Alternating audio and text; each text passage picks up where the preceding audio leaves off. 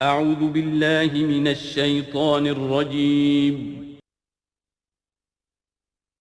بسم اللہ الرحمن الرحیم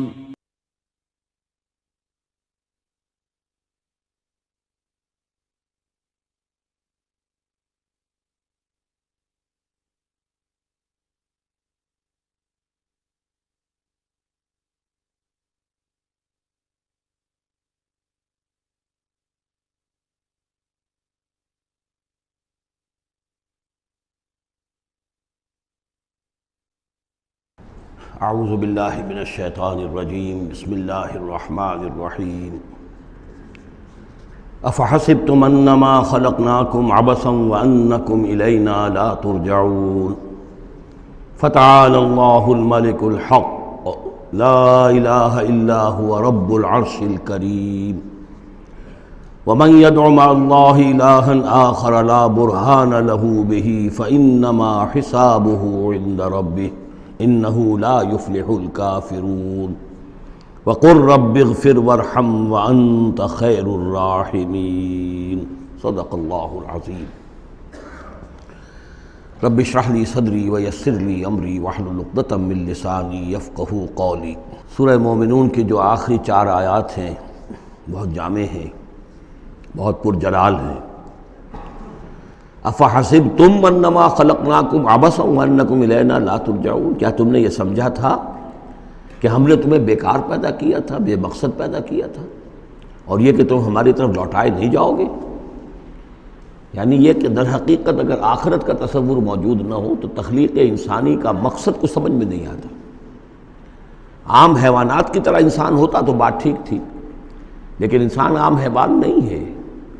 اس میں خاص طور پر جو نیکی اور بدی کا امتیاز وضعیت کیا گیا ہے، اس کے اندر جو ایک مورل سینس ہے، اخلاقی حس ہے، کچھ چیزوں کو یہ برا سمجھتا ہے، کچھ چیزوں کو اچھا سمجھتا ہے، اور یہ یونیورسل ہے، یہ کسی ایک قوم یا ایک علاقے کے لوگوں کی بات نہیں ہے۔ یہ مورل ویلیوز جو ہے یہ پرماننٹ ہے، یونیورسل ہے، گلوبل ہے۔ تو آخر ان کا نتیجہ کیا ہے؟ گندم از گندم بروید، جو سے جو، گندم سے گندم اگنی چاہیے، جو سے جو، لیکن ہم دنیا میں تو دیکھتے ہیں کہ نیکی کا نتیجہ لازماً اچھا نہیں نکلتا اور بدی کا نتیجہ لازماً برا نہیں نکلتا۔ تو کوئی دوسری دنیا ہونی چاہیے، دوسری زندگی ہونی چاہیے۔ یہی دلیل ہے ایمان بالآخرہ کے لیے، جس کو قرآن مجید مختلف مواقع پر استعمال کرتا ہے۔ چنانچہ سورہ آل عمران کے آخری رکوع میں ہم یہ دیکھ چکے ہیں، ربنا ما خلقت ھذا باطلا سبحانک فقنا عذاب النار۔ گویا کہ وہی بات یہاں ہے، اور اگر اسے اس پچھلے سلسلہ کلام سے علیحدہ سمجھیں تو ترجمہ ہوگا کیا تم نے یہ سمجھا ہے؟ یہ گویا کہ اب مجھ سے اور آپ سے اللہ تعالیٰ مخاطب ہیں، جو بھی قرآن کا پڑھنے والا ہے۔ افحسبتم انما خلقناکم عبثا، اے انسانوں کیا تم نے یہ سمجھا ہے کہ ہم نے تمہیں بیکار بے مقصد پیدا کیا ہے؟ وانکم الینا لا ترجعون، اور تم ہماری طرف لوٹائے نہیں جاؤ گے۔ فتعالى اللہ الملک الحق، تو بہت بلند و بالا ہے بادشاہ، جو سچا بادشاہ ہے، الملک ہے۔ ظاہر بات ہے کہ کوئی بادشاہ دنیا میں ایسا نہیں ہو سکتا کہ جو اپنے غداروں کو سزا نہ دے، وفاداروں کو خلعتیں نہ دے، جاگیریں نہ دے، انعامات نہ دے۔ دنیا کا نظام چل نہیں سکتا جزا و سزا کے بغیر۔ تو وہ الملک القدوس الملک الحق کیسے ممکن ہے کہ وہ اپنے جانثاروں، وفاداروں، تابع داروں،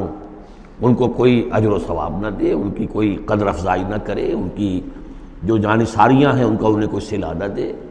اور جو ان کے غدار تھے، اس کے باغی تھے، انہیں کوئی سزا نہ دے؟ کیسے ممکن ہے؟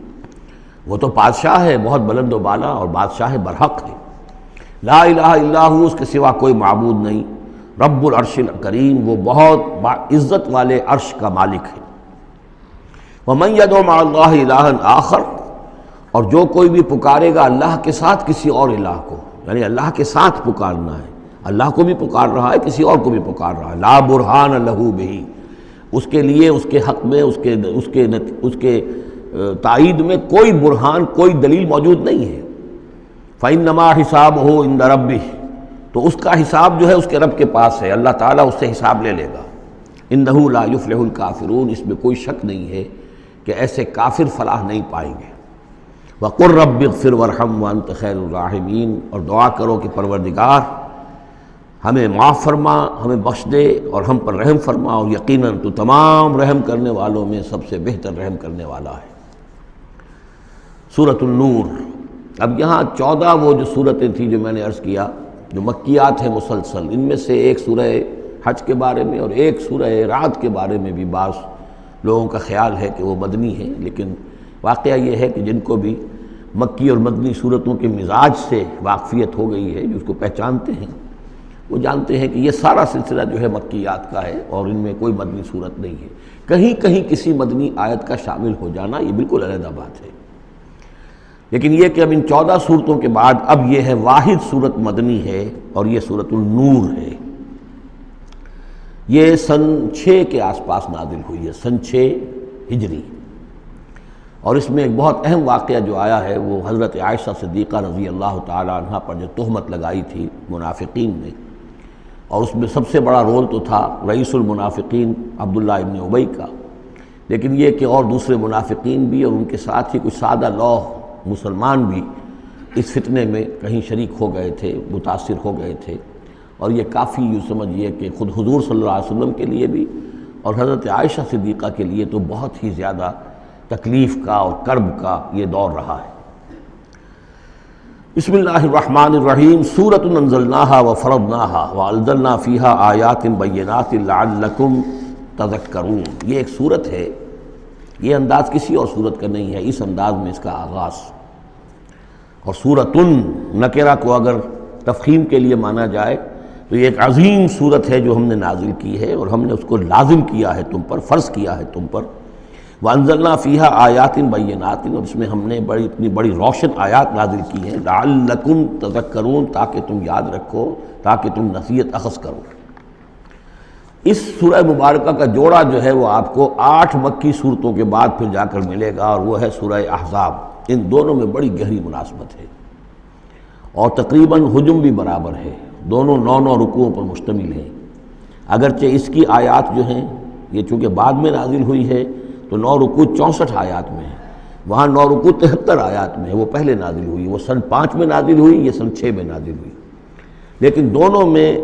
آیت نمبر 35 سورہ احزاب کی بھی سورہ نور کی بھی نہایت اہم ہے، ایمان کی حقیقت اور اسلام کی کیفیات کے بارے میں۔ الزانیۃ والزانی فاجلدوا من کل واحد منہما 100 جلدہ۔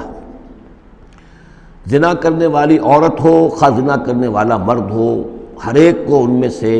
100 کوڑے مارے جائیں۔ ولا تاخذکم بہما رافۃ فی دین اللہ، اور تمہیں اللہ کے اس دین کے معاملے میں نہ روک دے کوئی شے ان کے اوپر مہربانی کے راستے سے، نہ تمہیں روک لے، پکڑ لے، لا تاخذکم بہما، ان کے ساتھ نرمی اور ان کے ساتھ شفقت، فی دین اللہ، اللہ کے دین میں۔ یہ اللہ کا دین ہے، اللہ کی شریعت ہے، یہ اللہ کی حد ہے، اور اس حد کے اجرا میں کسی کی ہمدردی، کسی کے ساتھ تمہارا تعلق، تمہاری دل کی نرمی، تمہاری شفقت یہ کہیں آڑے نہ آ جائے۔ ان کنتم تؤمنون باللہ والیوم الآخر، اگر تم ایمان رکھتے ہو اللہ پر اور یوم آخر پر۔ یہ جو حد ہے یہ ہے اصل میں زانی زانیہ جو غیر شادی شدہ ہو اس کے لیے 100 کوڑے ہیں، یہ حد ہے جو قرآن میں آئی ہے۔ زانی اور زانیہ اگر شادی شدہ ہے تو اس کی حد قرآن میں نہیں ہے، لیکن وہ سنت رسول صلی اللہ علیہ وسلم سے ثابت ہے، اور شریعت اسلامی کا چونکہ جو اس کی سورسز ہیں، اس کی ایک بنیاد ہے اللہ کی کتاب، اور دوسری بنیاد جو انڈیپینڈنٹلی قرآن مجید سے آزاد ہو کر ایک مستقل بنیاد ہے، مستقل سورس ہے، وہ سنت رسول ہے صلی اللہ علیہ وسلم۔ تو رجم کا جو حکم ہے وہ سنت سے ہے، اور جیسا کہ میں آپ کو بتا چکا ہوں اصل میں یہ اس قاعدہ کلیہ کے تحت ہے کہ سابقہ شریعت میں، شریعت موسوی میں بعض احکام وہ تھے کہ جن کی نفی نہیں آئی ہے، اور انہیں جو کہ نبی اکرم صلی اللہ علیہ وسلم نے اس امت کے اندر بھی جاری رکھا ہے۔ ان میں سے یہ 2 حکم جو ہے بہت اہم ہے، ایک قتل مرتد کا حکم ہے، اور دوسرے زانی اور زانیہ جو شادی شدہ ہو اس کے سنسار کیے جانے کا حکم ہے۔ وَلْيَشْهَدْ عَذَابَهُمَا طَائِفَةٌ مِّنَ الْمُؤْمِنِينَ، اور چاہیے کہ جب انہیں یہ حد جاری کی جا رہی ہو، سزا دی جا رہی ہو، تو اس وقت موجود رہیں اور دیکھیں کچھ لوگ اہل ایمان میں سے، یعنی یہ پبلک میں ہو، اس لیے کہ اصل میں جو فلسفہ ہے اسلام میں جو سزاؤں کا اور تعزیرات کا اور حدود کا، وہ ڈیٹرنٹ کا ہے، کہ ایسی سزا ہو کہ جس سے بہت سوں کو عبرت ہو جائے۔ اگر آپ نے علیحدہ جا کر کہیں کمرے کے اندر کسی کو پھانسی دے دی تو ٹھیک ہے، لوگوں کو پتہ چلا کہ مر گیا، ویسے بھی مر جاتے ہیں لوگ، حادثے میں مر جاتے ہیں، فوت ہو جاتے ہیں، لیکن یہ ہے کہ اگر سر عام ڈال پر لٹکایا گیا ہو تو اب کتنے لوگوں کو، دیکھنے والوں کو عبرت ہوگی اور ہوش ٹھکانے آ جائیں گے۔ تو یہ فلسفہ ہے اسلام کا کہ تاکہ ایک آدمی کو سزا دی جا رہی ہو تو ہزاروں کو اس سے عبرت آئے۔ الزانی لا ينکح الا زانیۃ او مشرکۃ، کسی زانی شخص کے لیے روا نہیں ہے کہ وہ شادی کرے مگر کسی زانیہ عورت سے یا مشرکہ سے۔ یہ کسی قانون کے درجے میں بات نہیں ہے، بلکہ یہ ایک اخلاقی طور پر گویا کہ تعلیم دی جا رہی ہے کہ زانی لوگ تو اسی کے، یعنی ان کا حال تو ایسا ہے کہ انہیں تو مستحق اگر ہے تو شادی کے کسی زانیہ سے یا مشرکہ سے۔ وَالزَّانِيَةُ لَا يَنكِحُهَا، اور زانی عورت ہو تو وہ بھی اس لائق نہیں ہے کہ اس سے کوئی نکاح کرے مگر صرف بدکار مرد یا مشرک۔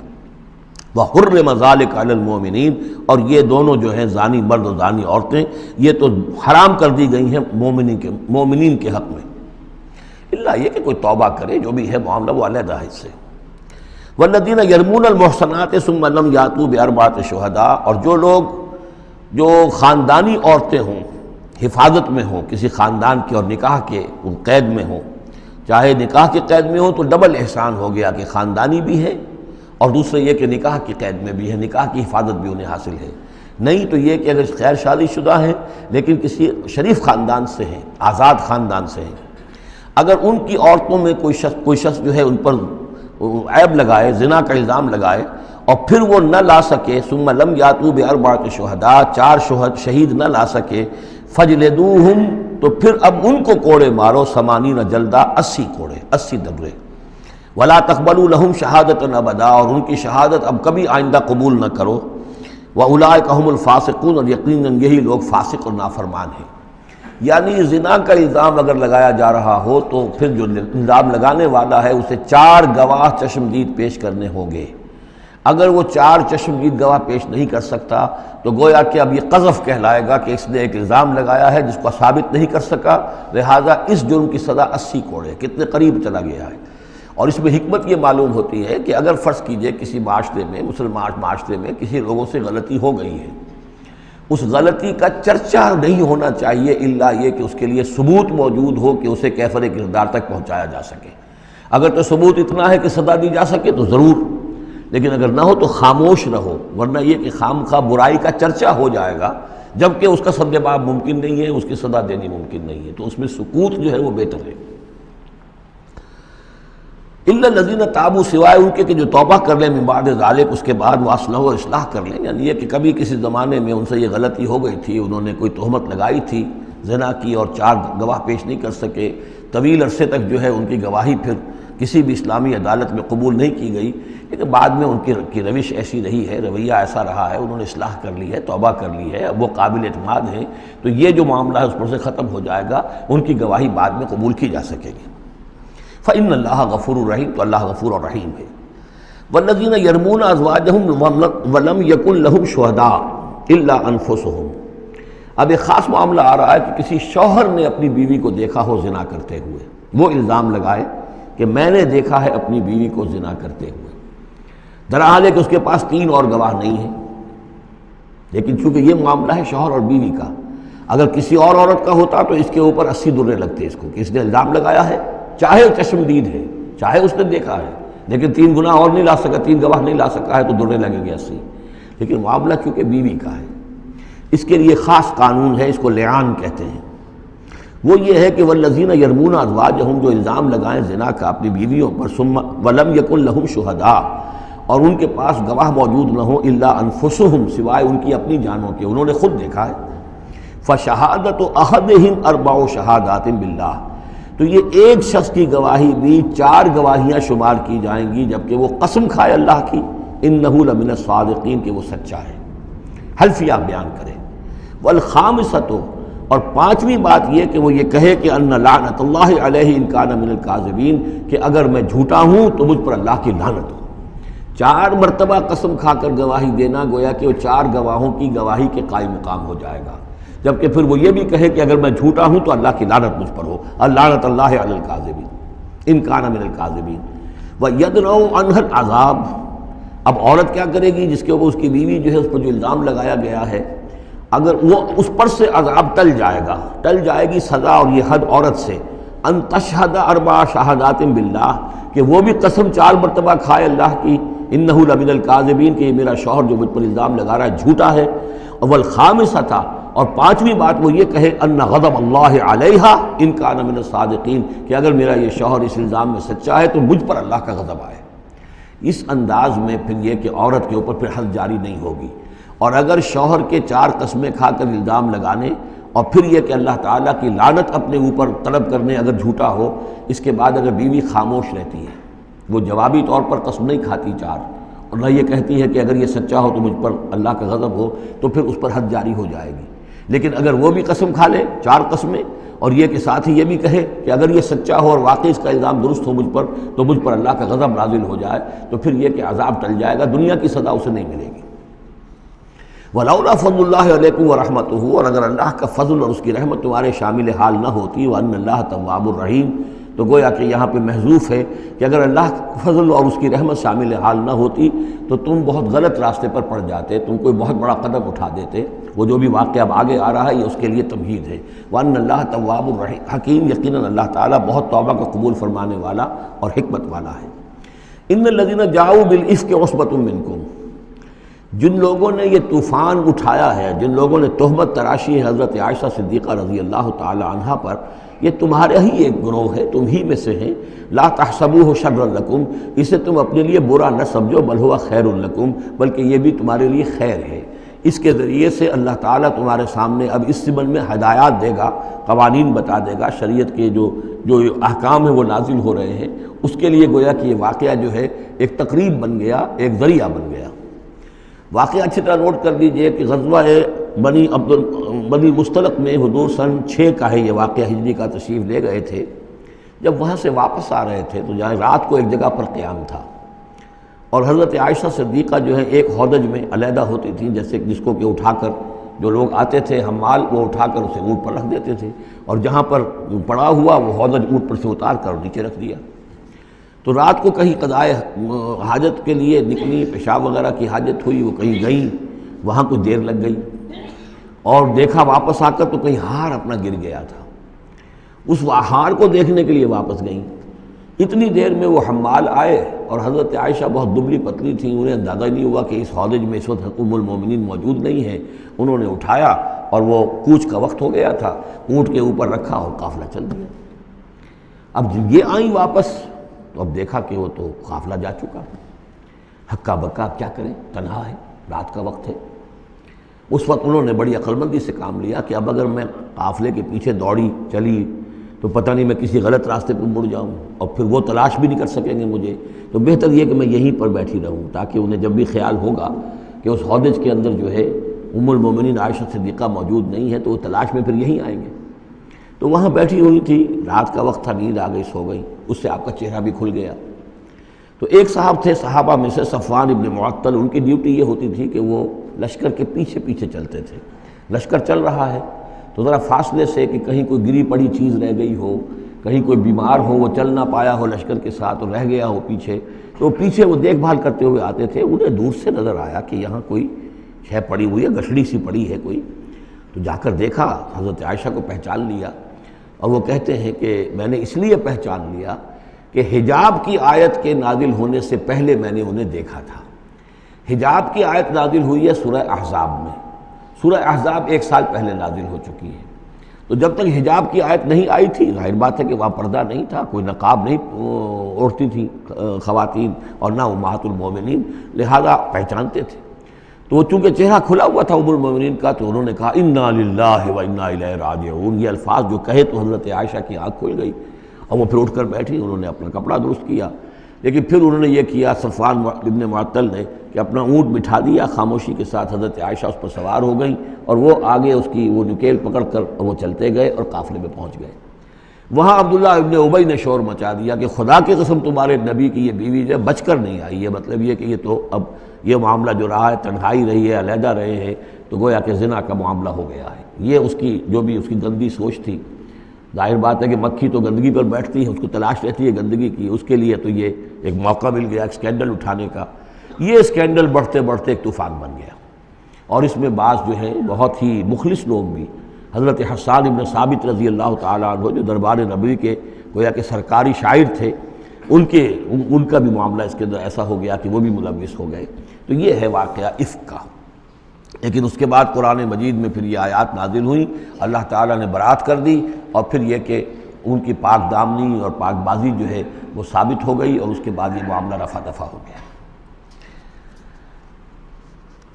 ان الذين جاءوا بالافك عصبة منكم لا تحسبوه شرا لكم بل هو خير لكم لكل امرئ منهم ما اكتسب من الاثم، اس میں جس شخص نے بھی جو گناہ کمایا ہے وہ اس کو مل جائے گا، اس کے حصے میں درج ہو جائے گا۔ والذی تولى کبرہ، اور جس نے اس کا سب سے بڑا حصہ وصول کیا، یہ ہے عبداللہ ابن ابی، جس نے اسکینڈل اٹھایا اور اسے بڑی قوت کے ساتھ، شدت کے ساتھ پھیلایا۔ والذی تولى کبرہ منهم له عذاب عظیم، اس کے لیے تو پھر بہت بڑا عذاب ہے۔ لولا اذ سمعتموہ، مسلمانوں تمہیں کیا ہو گیا، کیوں نہ ایسا ہوا کہ جب تم نے یہ سنا تھا، ظن المؤمنون والمؤمنات بانفسہم خیرا، تو مومن مرد اور مومن عورتیں اپنے بارے میں اچھا گمان کرتی، یعنی یہ کہ حضرت عائشہ کے بارے میں ان کے بارے یہ گمان ہونا چاہیے تھا، انہیں فوراً کہہ دینا چاہیے تھا، وقالوا ھذا افک مبین، اور وہ کہتے فوراً کہ یہ تو کوئی بہت بڑی تہمت ہے۔ لولا جاؤ علیہ باربعۃ شہداء، کیوں نہیں وہ لے کر آئے 4 گواہ، اگر تو ان کے پاس گواہ تھے یہ بات کہنے کے لیے تب تو زبان کھولنی چاہیے تھی، اگر 4 گواہ نہیں تھے تو انہیں زبان بند رکھنی چاہیے تھی۔ فَإِذْ لَمْ تَأْتُوا بِالشُّهَدَاءِ، اس لیے کہ یہ 4 گواہوں والی آیت جو ہے یہ سورہ نساء میں اتر چکی تھی، سورہ نساء سن 4 میں آ چکی ہے، وہ ابتدائی احکام جو تھے کہ 4 گواہ ہونے چاہیے اس معاملے کے اندر، یہ آیت سورہ نساء میں آ چکی ہے۔ تو فرمایا کہ یہ کیوں نہیں 4 گواہ لے کر آئے، فَإِذْ لَمْ تَأْتُوا بِالشُّهَدَاءِ، اگر وہ 4 گواہ نہیں لا سکے، فَأُولَٰئِكَ عِندَ اللَّهِ هُمُ الْكَاذِبُونَ، تو یقیناً اللہ کے نزدیک اور قانون اسلامی کے نزدیک پھر وہی جھوٹے ہیں۔ وَلَوْلَا فَضْلُ اللَّهِ عَلَيْكُمْ وَرَحْمَتُهُ، اور اگر نہ ہوتا اللہ کا فضل، اس کی رحمت تمہارے شامل حال فی الدنیا والآخرہ، دنیا میں اور آخرت میں بھی، لَمَسَّكُمْ فِيمَا أَفَضْتُمْ، تو تم پر پڑتی اس چیز پر کہ جس کا چرچا تم نے کیا ہے، عذاب عظیم، بہت بڑا عذاب۔ اس تلقونہ بألسنتکم، یہ اصل میں انسانوں کی ایک عام کمزوری ہوتی ہے، اس طرح کی بات جو ہے بس ادھر سے سنی ادھر بیان کر دی، ادھر سے آگے بیان ہو گئی، جنگل کی آگ کی طرح اس قسم کی خبریں جو ہیں وہ پھیل جاتی ہیں۔ اس تلقونہ بألسنتکم، جب کہ تم اسے لے رہے تھے اپنی زبانوں سے، یعنی یہ کہ ایک زبان سے دوسری زبان کو، اور زبان سے نکلی اور کوٹھے چڑھی والی جو ایک کہاوت ہمارے ہاں ہے، اس طریقے سے آسانی سے وہ بات پھیلتی چلی گئی۔ وَتَقُولُونَ بِأَفْوَاهِكُمْ، اور تم کہہ رہے تھے اپنے منہوں سے، مَا لَيْسَ لَكُمْ بِهِ علم، جس کے لیے تمہارے پاس کوئی علم نہیں تھا، کوئی دلیل نہیں تھی، کوئی بنیاد نہیں تھی، کوئی گواہی نہیں تھی، کوئی معلومات کی کوئی سورسز نہیں تھی۔ وَتَحْسَبُونَهُ هَيِّنًا، اور تم اسے سمجھ رہے تھے کہ بہت ہلکی بات ہے، معمولی سی بات ہے۔ وَهُوَ عِندَ اللَّهِ عَظِيمٌ، جبکہ یہ اللہ کے نزدیک بہت بڑی بات ہے۔ کسی پر بھی، کسی مسلمان خاتون پر بھی اس طرح کی تہمت لگا دینا بہت بڑی بات ہے۔ کھجا یہ کہ بازی بارش بابا ہم بازی، کہ ام المومنین عائشہ صدیقہ رضی اللہ تعالی عنہ، زوج رسول صلی اللہ علیہ وسلم، اور یہ چیز جو ہے بہت بڑی ہے۔ وَلَوْلَا إِذْ سَمِعْتُمُوهُ قُلْتُم مَّا يَكُونُ لَنَا أَن نَّتَكَلَّمَ بِهَٰذَا، کیوں نہ ایسا ہوا کہ جب تم نے یہ سنا تھا تو تم کہتے کہ ہمارے لیے بالکل جائز نہیں ہے کہ ہم یہ بات زبان سے نکالیں۔ سبحانک، اللہ تو پاک ہے، ھذا بہتان عظیم، یقیناً یہ بہت بڑا بہتان ہے۔ یعظکم اللہ ان تعودوا لمثلہ، اللہ تعالیٰ تمہیں نصیحت کر رہا ہے مبادا تم دوبارہ پھر اس قسم کی کسی معاملے کے اندر اسی طریقے سے اعادہ کرو اور دوبارہ اسی کوئی حرکت کرو، ابداً کبھی بھی، ان کنتم مؤمنین، اگر تم مومن ہو۔ وَيُبَيِّنُ اللَّهُ لَكُمُ الْآيَاتِ، اور اللہ تعالیٰ تمہارے لیے اپنی آیات کو واضح کر رہا ہے، واللہ علیم حکیم، اللہ علیم اور حکیم ہے۔ ان الذین یحبون ان تشیع الفاحشۃ فی الذین آمنوا لہم عذاب علیم، بے شک وہ لوگ جو یہ چاہتے ہیں کہ اہل ایمان میں بے حیائی کا چرچا ہو جائے تو ان لوگوں کے لیے بہت دردناک عذاب ہے۔ ایک تو یہ کہ بے حیائی پھیل جائے، تشیع الفاحشہ شائع ہو جائے، بے حیائی عام ہو جائے، جو لوگ اس کے لیے، اب ظاہر بات ہے کہ آج کل تو کاروبار کے لیے، اپنے اخبار بیچنے کے لیے، اس کی جو ہے اشاعت بڑھانے کے لیے نئی سے نئی قسم کی رنگین تصویریں شائع کی جا رہی ہیں، یہ سارا کچھ ہو رہا ہے۔ کسی شے کا اشتہار دینا ہو، عورت کی تصویر ساتھ ہوگی، یہ سارا کچھ جو ہو رہا ہے، تو یہ لوگ کون ہیں کہ جو اس بے حیائی کو، بے پردگی کو یہ در حقیقت اس معاشرے میں پھیلا رہے ہیں؟ تو وہ لوگ کہ جو چاہتے ہیں کہ معاشرے کے اندر بے حیائی پھیلے، اور ایک اس کا مفہوم یہ بھی ہے کہ اگر کہیں ایسی کوئی غلط حرکت ہوئی ہے اور اس کا چرچا ہو گیا۔ یہ آج ہمارے اخبارات کے اندر بہت بڑے پیمانے پر ہو رہا ہے، یہ اسکینڈلز شائع کر دیتے ہیں۔ اب وہ بات صحیح بھی ہے یا نہیں، غلط ہے تب بھی، لیکن ایک بات ہے اس کا چرچا ہو گیا، پورے دنیا کے اندر پہنچ گئی۔ اب ظاہر بات ہے کہ بچے بھی پڑھتے ہیں، بچیاں بھی پڑھتی ہیں، ان کے لیے تو گویا کہ یہ ایک ان کی معلومات کا ایک کھاتہ کھل گیا کہ ایسا بھی ہوتا ہے۔ جس طریقے سے آج کل ہو رہا ہے معاملہ، اس کے جس طریقے سے اخبارات میں شائع کیا جا رہا ہے، تو اس کی اس اشاعت کے اندر خرابی کا پہلو زیادہ ہے، مضر پہلو زیادہ ہے۔ اگر ہے بھی ایسا معاملہ، اگر تو سزا کے قابل ہے تو گواہی دو اور سزا دلواؤ، اور ایسی سزا ہو کہ جس سے ایک کو سزا ہو اور ہزاروں کو ہوش آ جائے، اور اگر نہیں ہے تو خاموش ہو، اس کے اوپر زبان کھولنا بھی جو ہے در حقیقت بہت بڑا جرم ہے۔ ان الذین یحبون ان تشیع الفاحشۃ فی الذین آمنوا لهم عذاب علیم فی الدنیا والآخرہ، دنیا میں بھی اور آخرت میں بھی۔ واللہ یعلم وانتم لا تعلمون، اللہ جانتا ہے اور تم نہیں جانتے۔ ولولا فضل اللہ علیکم ورحمتہ، اور اگر اللہ کا فضل نہ ہوتا تم پر اور اس کی رحمت نہ ہوتی تو یہ تو طوفان ایسا اٹھا تھا کہ اس کے بڑے دور تک نتائج نکل سکتے تھے، یہ محذوف ہے۔ وَأَنَّ اللَّهَ رؤوف الرحیم، تو اللہ بہت رؤوف ہے اور رحیم ہے۔ یا ایھا الذین آمنوا لا تتبعوا خطوات الشیطان، اہل ایمان شیطان کے نقش قدم کی پیروی نہ کرو۔ ومن یتبع خطوات الشیطان، جو کوئی بھی شیطان کے نقوش پا کی پیروی کرے گا فإنہ یأمر بالفحشاء والمنکر، تو شیطان تو اسے حکم دے گا، وہ تو حکم دیتا ہے بے حیائی کا اور منکر کا، بری بات کا۔ ولولا فضل اللہ علیکم ورحمتہ، اور اگر نہ ہوتا اللہ کا فضل اور اس کی رحمت تمہاری شامل حال، ما زکا منکم من احد ابدا، تم میں سے کوئی ایک انسان بھی کبھی پاک نہ ہو سکتا۔ اللہ تعالیٰ کا فضل ہے، اللہ کی رحمت ہے۔ ایک شخص سے غلطی ہو جاتی ہے، اللہ پردہ پڑا رہنے دیتا ہے تو اس کے اندر اصلاح کا مادہ پیدا ہو جاتا ہے۔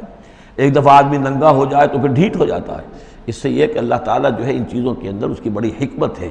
کہ اگر کوئی غلطی ہو گئی ہے فوراً نہیں پکڑتا، وہ اس کو مہلت دیتا ہے اصلاح کرے۔ ولولا فضل اللہ علیکم ورحمتہ، اگر نہ ہوتا اللہ کا فضل تم پر اور اس کی رحمت،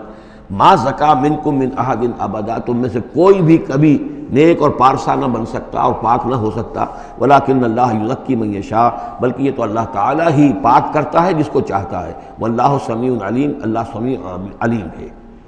ولا یأتل اولو الفضل منکم والسعة ان یؤتوا اولی القربى والمساکین والمہاجرین فی سبیل اللہ۔ اس آیت کی بھی شان نزول ہے کہ حضرت ابو بکر صدیق رضی اللہ تعالیٰ عنہ کے ایک یا تو بھانجے تھے یا خالہ زاد بھائی تھے، حضرت مصطح۔ یہ حضرت مصطح جو ہے غریب آدمی تھے، اور حضرت ابو بکر ان کی مدد کیا کرتے تھے، پیسے سے، مال سے ان کی ضرورت جو ہے پوری کرتے تھے۔ لیکن یہ مصطح بھی اس میں شریک ہو گئے۔ حضرت عائشہ صدیقہ رضی اللہ تعالیٰ عنہ پر جو تہمت کا معاملہ چلا، تو حضرت ابو بکر کو جب معلوم ہوا کہ مصطح بھی اس معاملے کے اندر شریک ہے، تو پھر غصے میں آ کے ان کا قسم کھا لی کہ میں اب اس کے ساتھ کبھی کوئی بھلائی نہیں کروں گا، اس نے اتنی بڑی غلطی کی ہے، اور اس معاملے کے اندر میری بیٹی کا معاملہ ہے، اور اس میں اس کو یہ خیال نہیں آیا کہ میں اس کے ساتھ کتنا کچھ احسان کرتا ہوں، اور اس نے اس کے اندر جو ہے وہ خود بھی شریک ہو گیا۔ اس پر اللہ تعالیٰ کی طرف سے گرفت آ رہی ہے کہ نہیں ابو بکر یہ ٹھیک نہیں ہے، جو بھی اس سے غلطی ہوئی، لیکن تم جو نیک کام کر رہے تھے اس کا کیوں قسم کھاتے ہو کہ اس کے اندر تم مدد نہیں کرو گے۔ ولا یأتل اولو الفضل منکم، اور نہ قسم کھائیں جو فضل والے ہیں، درجے والے ہیں تم میں سے، جن میں اللہ نے فضیلت دی ہے، نیکی میں بھی، ایمان میں بھی فضیلت دی ہے، دولت میں بھی فضیلت دی ہے، وسعت، اور جنہیں کشادگی دی ہے، مال کی کشادگی دی ہے، ان یؤتوا اولی القربى، کہ وہ کوئی صلہ رحمی کریں اپنے قرابت داروں کے ساتھ، کچھ دیں مال اور صدقہ و خیرات دیں اپنے قرابت داروں کو، والمساکین والمہاجرین، اور محتاجوں کو اور وطن چھوڑنے والے مہاجرین کو، فی سبیل اللہ، اللہ کی راہ میں۔ تو یہ قسم نہ کھائیں۔ ولیعفوا ولیصفحوا، انہیں چاہیے کہ معاف کر دیں اور درگزر سے کام لیں۔ الا تحبون ان یغفر اللہ لکم، کیا تم یہ نہیں چاہتے کہ اللہ تمہیں معاف کرے؟ یعنی اے ابو بکر اگر تم یہ چاہتے ہو، تم سے بھی تو کوئی خطا آخر ہو جاتی ہے، اللہ معاف فرماتا ہے، کیا تم نہیں چاہتے کہ اللہ تمہاری خطاؤں سے درگزر کرے؟ الا تحبون ان یغفر اللہ لکم، کیا تم نہیں پسند کرتے اس کو کہ اللہ تمہیں معاف کرے؟ اس پر اس آیت کو سنتے ہی حضرت ابو بکر صدیق کے الفاظ یہ نقل کیے گئے، بلا یا ربنا انا نحب، کیوں نہیں پروردگار، ہم ضرور چاہتے ہیں کہ تو ہمیں معاف فرما دے۔ انہوں نے اپنی قسم کا کفارہ دیا، اور اس کے بعد جو بھی وہ کرتے تھے ان کے ساتھ بھلائی اور نیکی، اس سلسلے کو جاری کر دیا۔ واللہ غفور رحیم، اور اللہ تعالیٰ غفور ہے اور رحیم ہے۔ ان الذین یرمون المحصنات الغافلات المؤمنات، یقیناً وہ لوگ کہ جو تہمت لگاتے ہیں ان پاک دامن عورتوں پر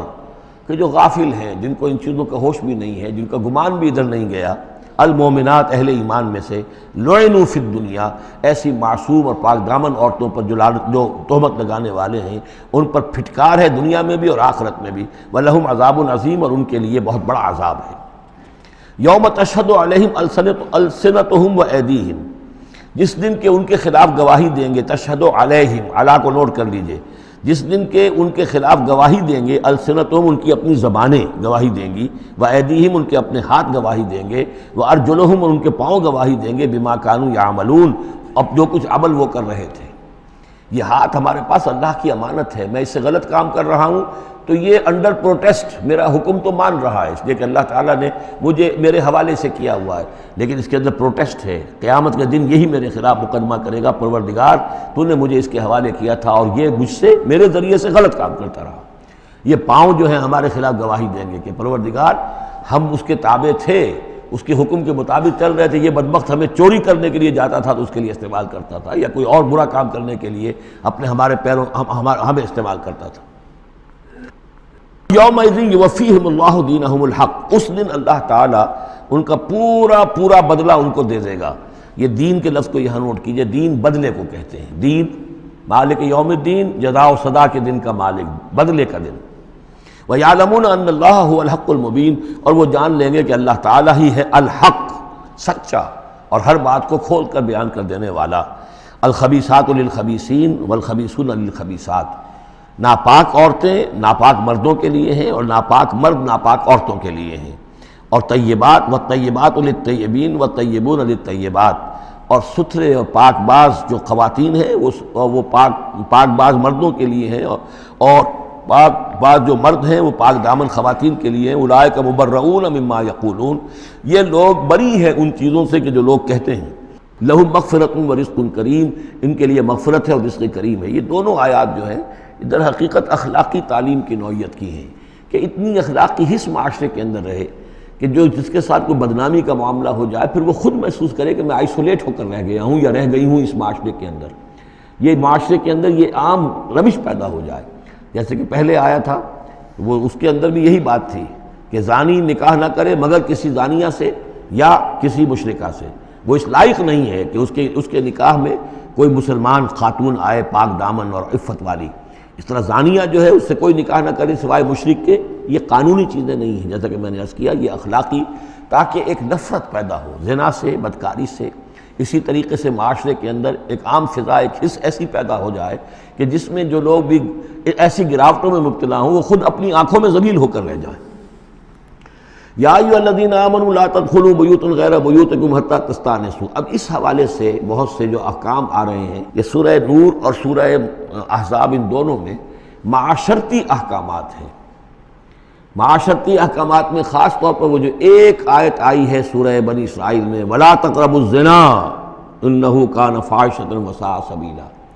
اس زنا کا سد باب کرنے کے لیے اسلام کے معاشرتی نظام میں بہت دور دور تک اقدامات کیے گئے ہیں۔ قریب مت جاؤ زنا کے، یعنی زنا کو ایریڈیکیٹ کرنا معاشرے میں یہ ایک بہت بڑا آبجیکٹیو ہے، اور اس کے لیے دور دور تک اقدامات، مثلا پردہ ہے، ستر ہے، لباس کے احکام دیے گئے ہیں۔ معاشرہ جو ہے ہمارا جو ہے وہ مکسڈ سوسائٹی نہ ہو، مخلوط معاشرہ نہ ہو، مردوں کی ذمہ داریاں علیحدہ ہیں، عورتوں کی علیحدہ ہیں، معاشرہ جو ہے سیگریگیٹڈ ہو، مردوں اور عورتوں کے درمیان اختلاط نہ ہو۔ یہ ساری چیزیں کس کے لیے ہیں؟ یہ اسی لیے ہے کہ یہ در حقیقت اس قدر شدید کشش ہے مرد اور عورت کے اندر، یہ اللہ نے جو دو جنسیں بنائی ہیں، اور اس میں یقیناً جو سیکس کا معاملہ اتنا پورٹنٹ موٹیو ہے کہ اس کو اگر پوری طریقے سے، جیسے گھوڑا بہت منہ زور ہو تو اسے بہت باندھ کر رکھنا پڑے گا اور بڑا اس کو کنٹرول کرنے کے لیے محنت کی ضرورت ہے، اسی طریقے سے اس سیکس کو ڈسپلن کرنا اور صحیح انداز میں اس کو جو ہے ہارنس کرنا، اور اس کے لیے یہ ہے کہ غلط راستوں سے اس کو بچانا، اس کے لیے بڑے دور دور تک احکام دیے گئے ہیں۔ یہ پورا معاشرتی نظام اسلام کا اسی بنیاد پہ اب قائم ہے۔ اب اسی میں سے مثلاً یہ گھر کی پرائیویسی بھی ہے، ایک گھر ہے، گھر میں ایک شوہر ہے، اس کی بیوی ہے، اب آپ فوراً چلے گئے سیدھے گھر کے اندر، نہیں، اے اہل ایمان مت داخل ہوا کرو گھروں میں اپنے گھروں کے سوا، حتیٰ تستانسوا، یہاں تک کہ بول چال کر لو، اجازت لے لو، وتسلموا علی اہلہا، اور اذن لینے کی اس وقت جو ہوتی تھی شکل وہ یہی کہ جا کر دروازے پر کہو السلام علیکم، معلوم ہوا کہ کوئی صاحب ہیں کہ جو آئے ہیں ملنا چاہتے ہیں، اور اندر آنا چاہتے ہیں۔ اب اس کے بعد یہ کہ وہ اپنی آئیڈینٹی دیں اور پھر ان کو آنے کی اجازت دی جائے، یہ نہیں کہ بے دھڑک چلے جا رہے ہیں۔ ذالکم خیر لکم لعلکم تذکرون، یہی تمہارے لیے بہتر ہے تاکہ تم نصیحت حاصل کرو۔ فإن لم تجدوا فيها أحدا فلا تدخلوها، اگر اس گھر میں کوئی نہ ہو تو پھر اس میں داخل مت ہو، حتیٰ یؤذن لکم، یہاں تک کہ تمہیں اجازت دی جائے۔ جو گھر کا مالک ہے وہ اگر اجازت دے کہ ہاں میرا گھر اس وقت خالی ہے تم اس میں جا سکتے ہو، ورنہ یہ کہ خالی گھر کے اندر جہاں کوئی نہیں ہے داخلے کی اجازت نہیں ہے۔ وَإِن قِيلَ لَكُمْ، اور اگر کہا جائے تم سے ارجعوا، چلے جاؤ، لوٹ جاؤ، اس وقت میں ملنے کے لیے تیار نہیں ہوں یا میں اپنی کسی مشغولیت میں ہوں، فارجعوا، تو لوٹ جاؤ۔ اب دیکھیے یہ آداب ہیں۔ ہمارے ہاں یہ ہے کہ آپ پہنچ گئے، نہ ٹائم لیا ہوا ہے نہ پہلے سے طے ہے، آپ سمجھتے ہیں کہ مجھے ریسیو کرنا اس کا فرض ہے، کیوں نہیں ملا؟ اس نے انکار کر دیا تو اس کا مطلب یہ کہ بڑا متکبر ہے اور بہت یہ جو ہے شخص جو ہے، یہ نہیں۔ اگر تو آپ وقت طے کر کے گئے ہیں تو اس کا فرض ہے کہ وہ آپ کو ریسیو کرے اور آپ کو وقت دے، لیکن اگر آپ اچانک چلے گئے ہیں تو آپ کو اس کی پرائیویسی پر آپ جو ہے حملہ آور نہیں ہو سکتے۔ وہ اپنے کس کام میں ہے، کس مشغولیت میں ہے، اس کی کیا اہمیت ہے، آپ تو اس کو نہیں جانتے۔ اگر وہ گھر والا کہہ دیتا ارجعوا، وَإِن قِيلَ لَكُمْ ارْجِعُوا فَارْجِعُوا، تو لوٹ جاؤ، هُوَ أَزْكَىٰ لَكُمْ، یہی تمہارے لیے زیادہ پاک ہے، پاک بازی کا معاملہ، وَاللَّهُ بِمَا تَعْمَلُونَ عَلِيمٌ، اور جو کچھ تم کر رہے ہو اللہ اس سے واقف ہے۔ لَيْسَ عَلَيْكُمْ جُنَاحٌ أَن تَدْخُلُوا بُيُوتًا غَيْرَ مَسْكُونَةٍ، اس میں کوئی حرج نہیں ہے کہ تم داخل ہو جایا کرو ایسے گھروں میں کہ جن میں سکونت نہیں ہے، جس میں کوئی لوگ رہتے نہیں ہیں، ریزیڈینشل نہیں ہے۔ اب گوڈاؤنز ہیں، اب ایسا تو نہیں کہ گوڈاؤنز میں آپ نہیں جا سکتے، سامان پڑا ہوا گودام ہے آپ جا سکتے۔ فیہا متاع لکم، اس میں تمہارا سامان ہے، تو یہ وہی گودام والی بات ہو گئی۔ واللہ یعلم ما تبدون وما تکتمون، اور اللہ جانتا ہے جو تم ظاہر کرتے ہو جو کچھ تم چھپاتے ہو۔ یعنی قانون کی اصل روح کو دیکھنا چاہیے کہ یہ جو روکا جا رہا ہے کہ گھروں میں داخل نہ ہو، تو یہ اصل میں جو پرائیویسی ہے گھر کی اور فیملی کی، اصل میں اس کو ملحوظ خاطر رکھا جا رہا ہے، نہ یہ کہ آپ کہیں کہ صاحب اب ہم گودام میں بھی داخل نہیں ہو سکتے جب تک کہ پرمیشن جو لکھی ہوئی ہے وہ ہمیں مل نہ جائے۔ قل للمؤمنین یغضوا من ابصارہم، اہل ایمان سے یہ کہیے اے نبی کہ وہ اپنی نگاہوں کو ذرا نیچا رکھا کریں، وَيَحْفَظُوا فُرُوجَهُمْ، اور اپنی شرمگاہوں کی حفاظت کریں۔ ذَلِكَ أَزْكَىٰ لَهُمْ، یہی ان کے لیے زیادہ پاکیزہ ہے اور زیادہ بہتر ہے۔ ان اللہ خبیر بما یصنعون، یقیناً اللہ تعالیٰ باخبر ہے اس سے کہ جو وہ کر رہے ہیں۔ وَقُلْ لِلْمُؤْمِنَاتِ يَغْضُضْنَ مِنْ أَبْصَارِهِنَّ، اسی طرح مومن عورتوں سے بھی کہہ دیجئے وہ بھی اپنی نگاہیں نیچی رکھا کریں۔ وَيَحْفَظْنَ فُرُوجَهُنَّ، اور وہ بھی اپنے سطر کو پوری طریقے سے ملحوظ رکھیں اور اپنی شرمگاہوں کی حفاظت کریں۔ وَلَا يُبْدِينَ زِينَتَهُنَّ، اور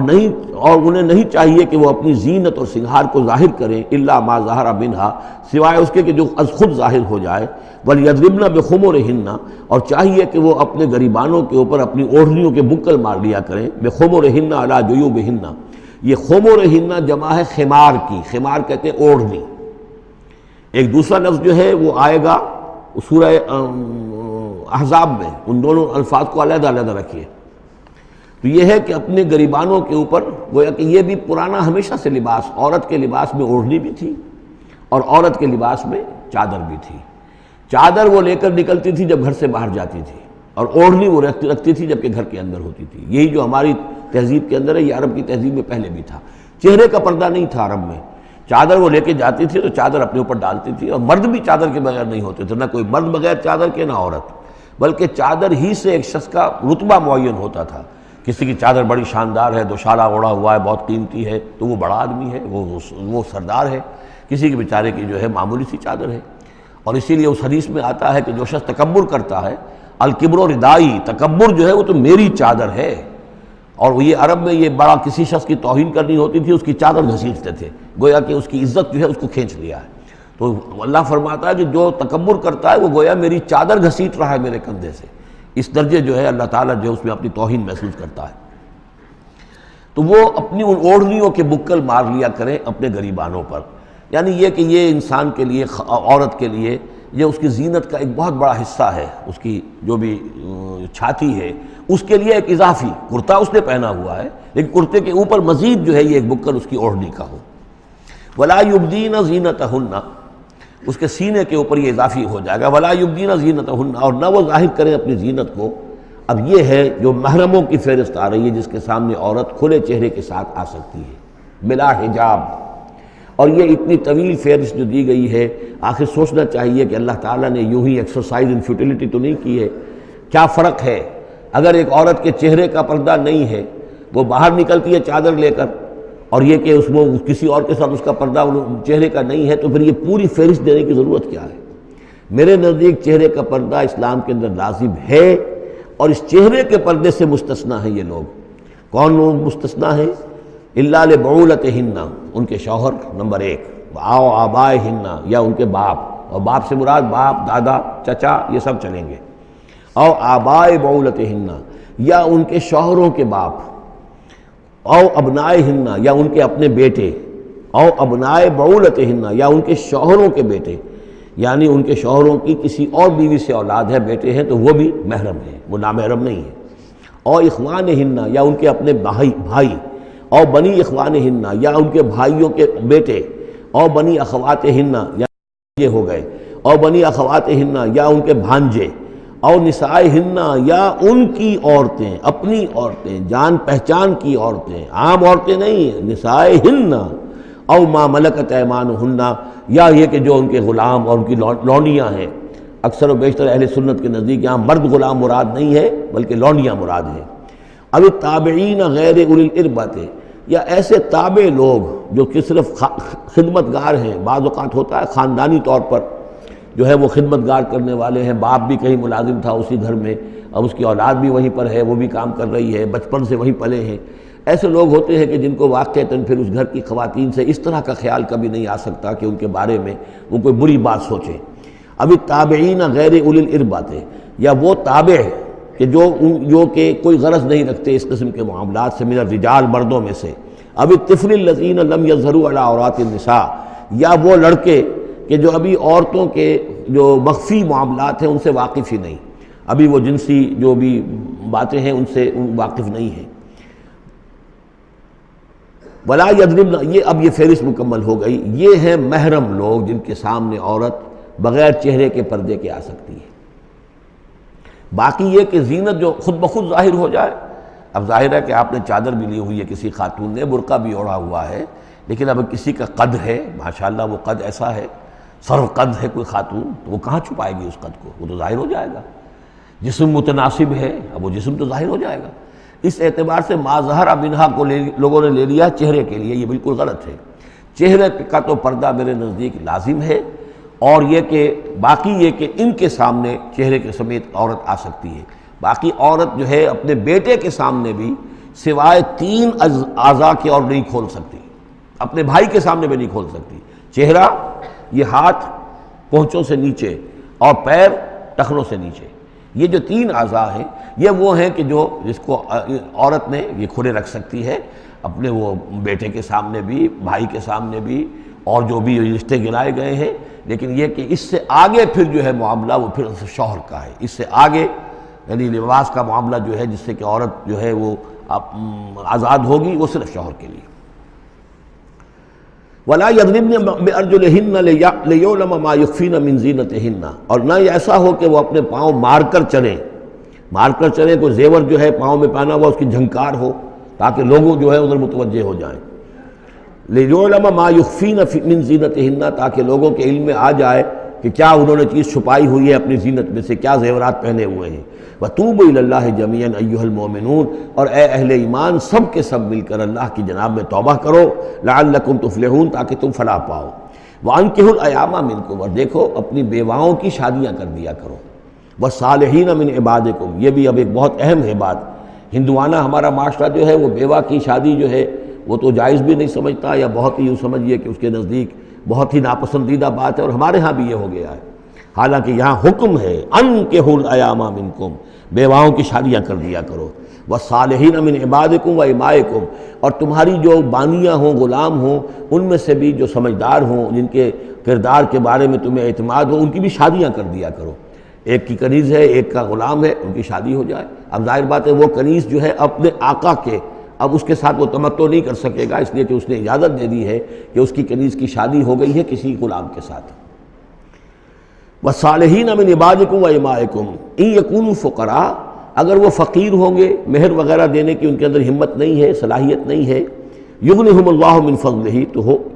اللہ تعالیٰ ہو سکتا ہے کہ ان کو اپنے فضل سے غنی کر دے۔ وَاللَّهُ وَاسِعٌ عَلِيمٌ، اللہ واسع، بہت سمائی رکھنے والا، کشائش والا، کشادگی والا اور جاننے والا ہے۔ یعنی یہ بھی ہے کہ کسی وقت انسان سوچے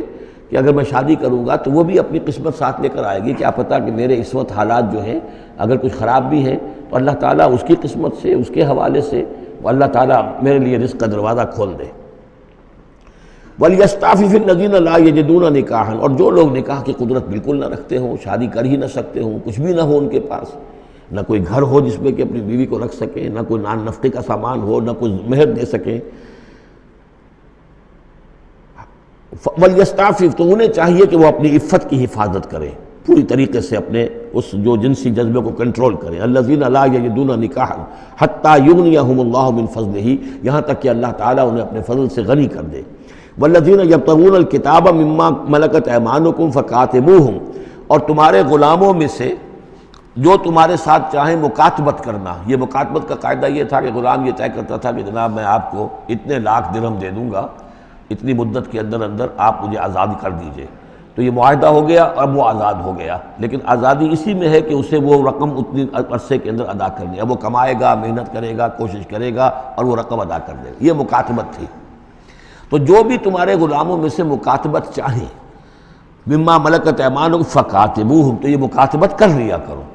قرآن مجید نے وہ تمام راستے کھولے ہیں کہ جن سے غلاموں کی آزادی کا جو ہے آسانی کے ساتھ تدریجاً سہج انداز کے اندر ان کی غلامی کا جو ہے سلسلہ ختم ہو کر آزادی کی طرف راستہ کھل جائے۔ فَقَاتِبُوهُمْ إِنْ عَلِمْتُمْ فِيهِمْ خَيْرًا، اگر تم دیکھ رہے ہو ان کے اندر کہ خیر ہے، بھلائی ہے، واقعتاً یہ شخص اعتماد کیا جا سکتا ہے، یہ بھاگ نہیں جائے گا اور یہ جو بھی کرنا چاہ رہا ہے معاہدہ اس کو پورا کرنے کی اس کی نیت ہے۔ وَآتُوهُمْ مِنْ مَالِ اللَّهِ الَّذِي آتَاكُمْ، پھر ایسے لوگوں کو جنہوں نے مکاتبت کی ہو تم بھی مال دیا کرو، جو اللہ کا مال تمہارے پاس اللہ نے تمہیں دیا ہے، یعنی لوگ مدد بھی کریں اس کی تاکہ وہ اپنی اس رقم کو جلد از جلد ادا کر کے اور وہ پھر آزاد ہو جائے۔ وَلَا تُكْرِهُوا فَتَيَاتِكُمْ عَلَى الْبِغَاءِ، اور دیکھو اپنی باندیوں کو، چھوکریوں کو، یہ جو وہاں پہ باندیاں کنیزیں ہوتی تھیں انہیں بدکاری پر مجبور نہ کرو۔ ان اردنا تحسنا، اگر وہ چاہیں کہ وہ پاک دامن رہیں، وہ کسی قلعے میں رہیں، اور ان سے چونکہ یہ بھی رواج وہاں تھا، ان باندیوں سے پھر وہ پیشہ کراتے تھے۔ اب یہ اصل میں اصلاح ہو رہی ہے اس معاشرے کی، اور اس کے اندر ان چیزوں کو رفتہ رفتہ روکا جا رہا ہے۔ جیسے سورہ نساء میں آیا تھا، ایسا بھی ہوتا تھا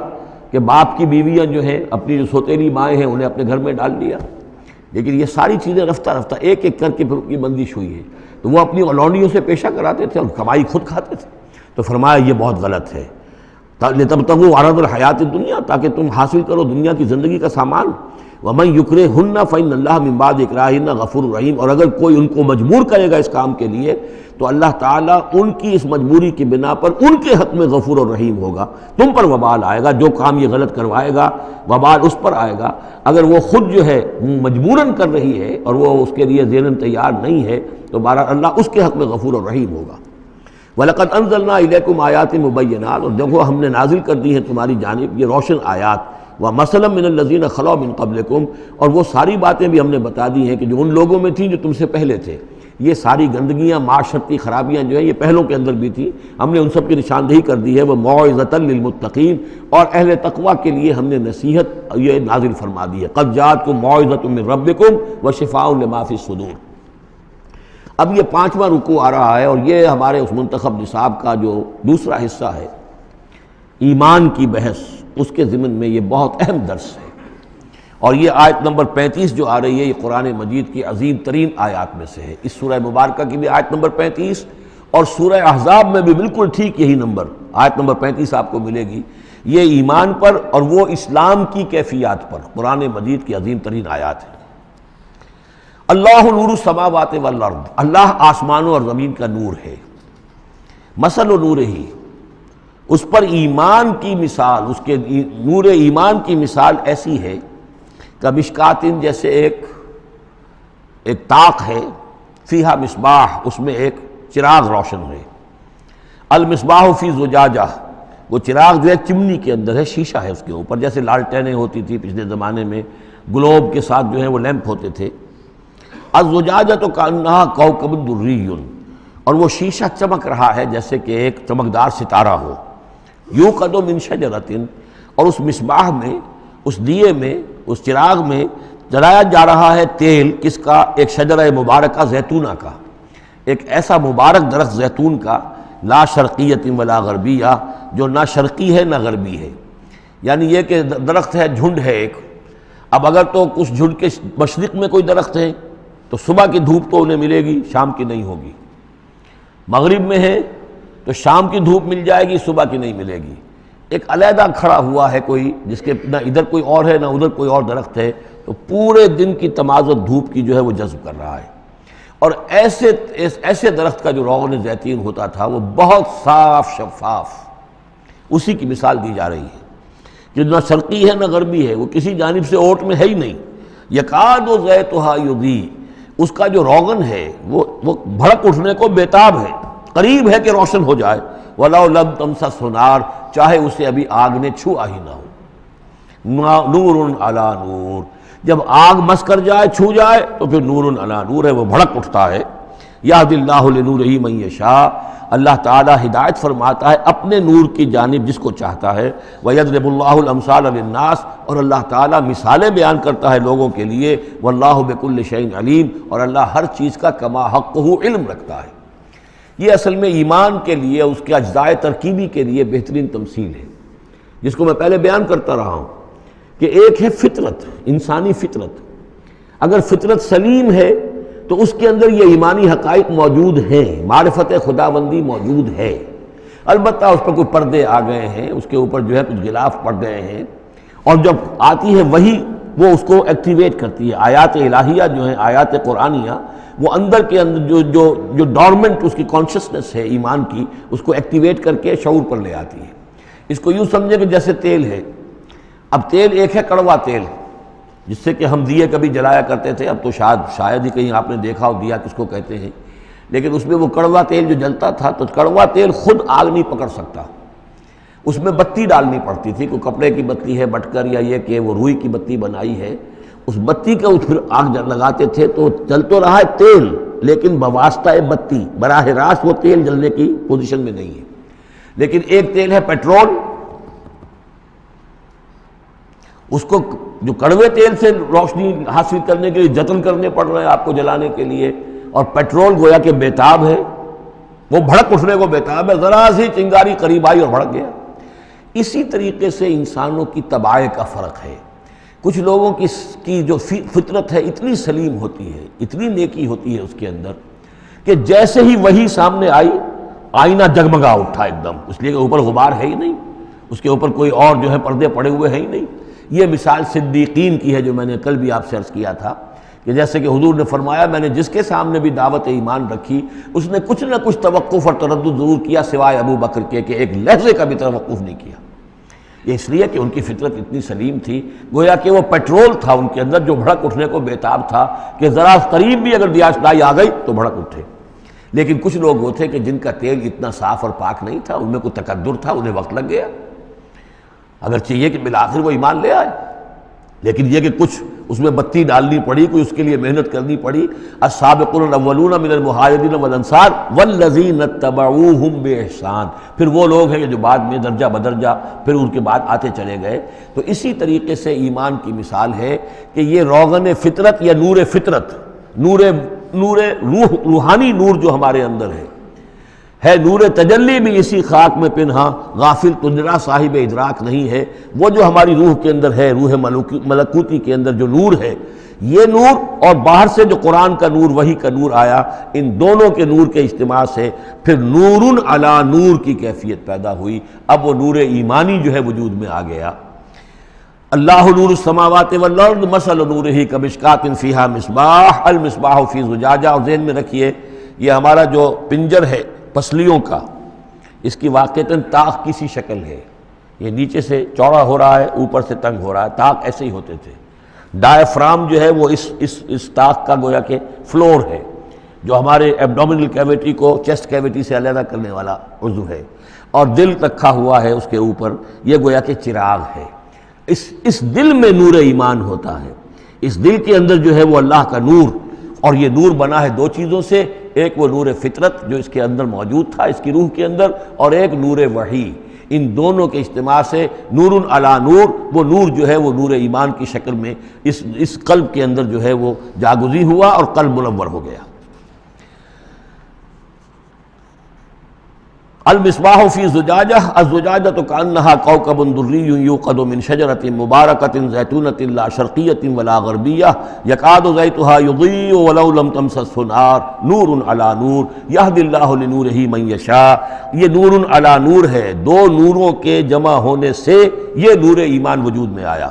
نور فطرت، نور وحی. اور اللہ تعالیٰ ہدایت دیتا ہے اپنے نور کی جس کو چاہتا ہے، اور اللہ یہ مثالیں لوگوں کے لیے بیان کرتا ہے. باقی اللہ کو تو ہر شے کا کما حقہ علم ہے، مثال کی ضرورت انسانوں کے لیے ہے کہ جو ان لطیف حقائق کو ایسے ہی خود نہیں سمجھ سکتے. اب جن لوگوں کے دلوں میں یہ نور ایمان پیدا ہو جاتا ہے، ان کی ایک جھلک دکھائی جا رہی ہے کہ ان کی شخصیت، ان کی زندگی کی دلچسپیاں کیا ہوتی ہیں. فی بیوت اذن اللہ ان ترفع ویذکر فیہا اسمہ، ان گھروں میں جن کا کہ اللہ نے حکم دیا کہ انہیں بلند کیا جائے، یعنی مساجد. بلند کرنے سے مطلب یہ ہے کہ ان کو نمایاں بنایا جائے. ہر مسلمان آبادی میں معلوم ہو کہ مسجد ایک نمایاں شے ہے. یہ ضروری نہیں کہ اس کی ڈیکوریشن ہو، اس کے اوپر جو ہے خام خواہ تکلفات میں پیسے خرچ کیے جائیں، لیکن یہ کہ ایک تو یہ کہ وہ نمایاں ہونی چاہیے، معلوم ہو کہ اس آبادی کا مرکز یہ ہے. نمبر دو یہ ہے کہ ترفع، اس کو ہر طریقے سے، ہر معنوی گندگی سے بھی پاک رکھا جائے. وَيُذْكَرَ فِيهَا اسْمُهُ، اور اس میں اس کا نام لیا جائے. يُسَبِّحُ لَهُ فِيهَا بِالْغُدُوِّ وَالْآصَالِ، یہ جو صاحب ایمان لوگ ہیں جن کے دلوں میں ایمان کی قندیلیں روشن ہیں، یہ تسبیح کرتے ہیں اللہ کی ان گھروں کے اندر، صبح کے وقت بھی اور شام کے وقت بھی. رجال، وہ جواں مرد، لا تلہیہم تجارت ولا بیع عن ذکر اللہ واقام الصلاۃ، جن کو غافل نہیں کر سکتی نہ کوئی تجارت، نہ کوئی خرید و فروخت اللہ کی یاد سے اور نماز کے قائم کرنے سے، وایتاء الزکاۃ، اور زکوٰۃ کے ادا کرنے سے. یخافون یومن، یہ سب کچھ کر کے بھی وہ ڈرتے رہتے ہیں، لرزاں و ترساں رہتے ہیں، کانپتے رہتے ہیں اس دن کے تصور سے. تتقلب فیہ القلوب والابصار، جس میں کہ دل بھی الٹ جائیں گے اور نگاہیں بھی الٹ جائیں گی. لیجزیہم اللہ احسن ما عملوا، تاکہ اللہ تعالیٰ ان کو بدلے میں دے بہترین جزا ان کے اعمال کی. ویزیدہم من فضلہ، اور اضافہ کرے اپنی طرف سے، اپنے فضل میں سے. واللہ یرزق من یشاء بغیر حساب، اور اللہ تعالیٰ چاہتا ہے دیتا ہے جس کو چاہتا ہے بغیر حساب. اللہم ربنا اجعلنا منہم، یہ تو مومن صادق کے لیے ایمان ان کے دلوں میں ہے، اس کی تمثیل یہ ہے، اور ان کے کردار کی جھلک یہ ہے.